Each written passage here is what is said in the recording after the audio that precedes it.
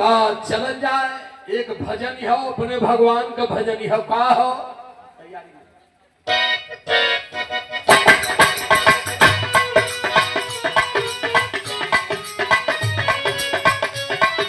जय हो जय हो।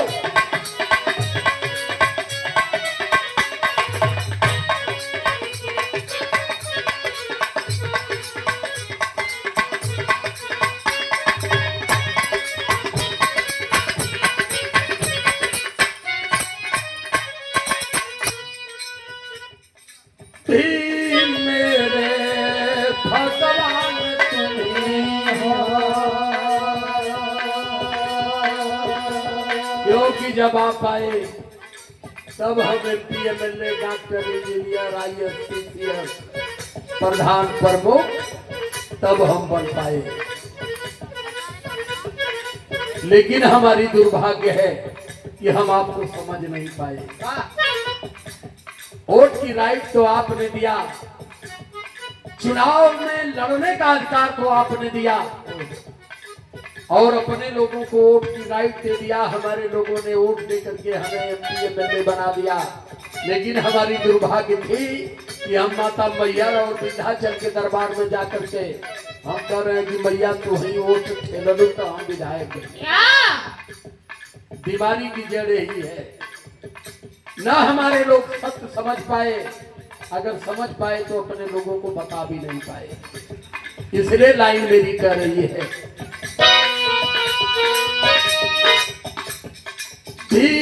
मेरे भगवान पूजा नहीं हमारा है।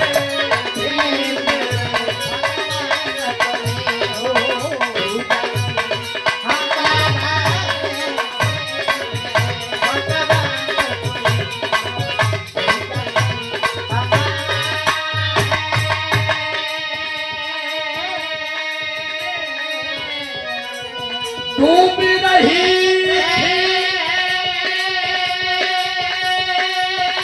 अरे नाव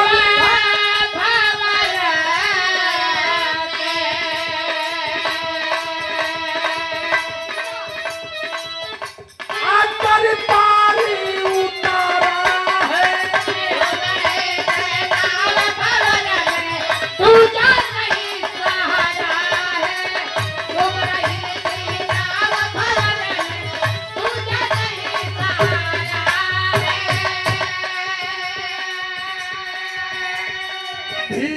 मेरे भगवान तुम्हीं हो, पूजा नहीं हमारा है।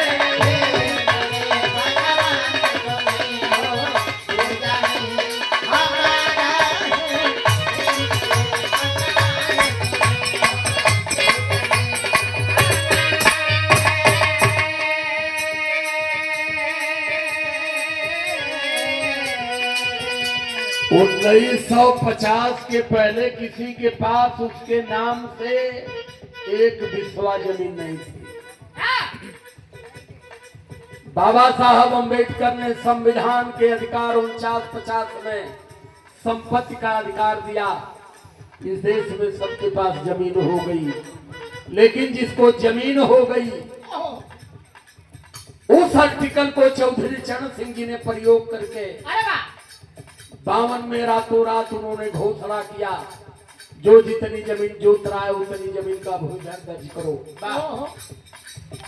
52 में जमींदारी उन्मूलन समाप्त हुआ, लोगों को जमीन मिली। 62 में चकबंदी हुई और इस देश में चाहे यादव हो, कुर्मी हो, कोयरी हो, सबको जमीन मिल गई, नाम की जमीन हो गई। लेकिन बाबा साहब अम्बेडकर को कोई मानने वाला नहीं है। सबके दिमाग में भर दिया गया कि ये ब्रह्मा ने जमीन दिया, विष्णु की कृपा से जमीन मिली और शंकर की अनुकंपा से जमीन मिली। हर समय आपके दिमाग को डाइवर्ट किया गया है। पीछे मैंने एक बिरहा गया था, आर्यों का आगमन, मूल निवासियों की तबाही। 5000 साल पहले भारत में आए, तब से और आज तक केवल हमारी जड़ को काटने में लगे हैं।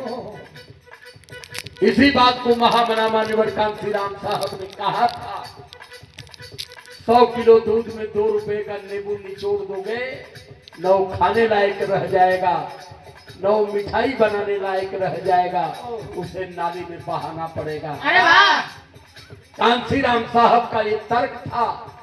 उन्होंने सीधे कहा, पिछड़े समाज का कितना बड़ा संगठन है, एक अगर हिल गया यार तो दीमक की तरह चाट करके पूरे संगठन को समाप्त कर देगा। कांसी राम साहब का तर्क था। अभी तो भजन कर रहा हूं, वंदना कर रहा हूं, रियलिटी जब शुरू करूंगा तो ये धरती भी गर्म हो जाएगी। हाँ, तो कौड़ा नहीं पापे लगता। अभी 3-4 दिन पहले हम नेपाल से कार्यक्रम करके लौट रहे थे, तो एक आदमी फोन किया कि भैया बिहार का था, वैशाली का, मुजफ्फरपुर के आगे का, के बोलता नहीं, रउआ राजकुमार यादव बोलता नहीं। हम कभी आपके बोलते भैया कलम वैशाली से पगला पंडित